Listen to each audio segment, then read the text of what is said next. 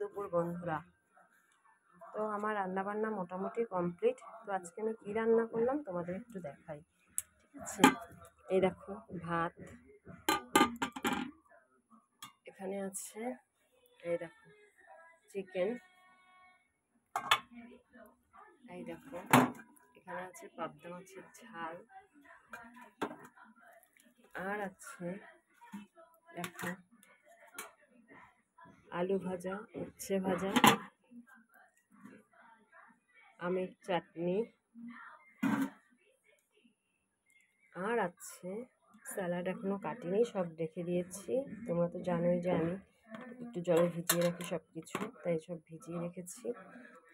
আর আছে, দাঁড়াও তোমাদের একটু দেখাচ্ছি, ছোট জায়গা তো খুব সমস্যা। এই দেখো এটা হচ্ছে ডাল, আর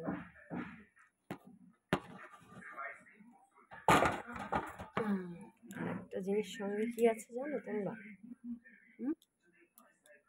দেখো মাংস কিন্তু ওটাই শেষ কথা নয়, আরও আছে। এই দেখো মাংস খাওয়াও হয়ে গেছে আমার কর্তা মশাই।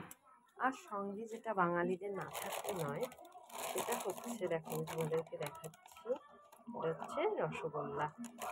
তো আজকে মোটামুটি খাবারটা জমে যাবে, কারণ আমাদের বাড়িতে একজন আসার কথা আছে, বুঝেছো? তাই ভাবলাম একটু ভালো মন্দই রান্না করি। তো তোমরা কে কে এই খাবারগুলো খাবে আর কে কে ভালোবাসো? ও একটা জিনিস দেখালাম না তো, চাটনির সাথে দেখো পাঁপড়টা ভেজে রেখেছি। পাঁপড়টা এমনি রাখলে নরম হয়ে যাবে, তো একটা প্লাস্টিকে করে রেখেছি। তো চলো সবাইকে খেতে টেতে দিয়ে আবার আসবো। টাটা।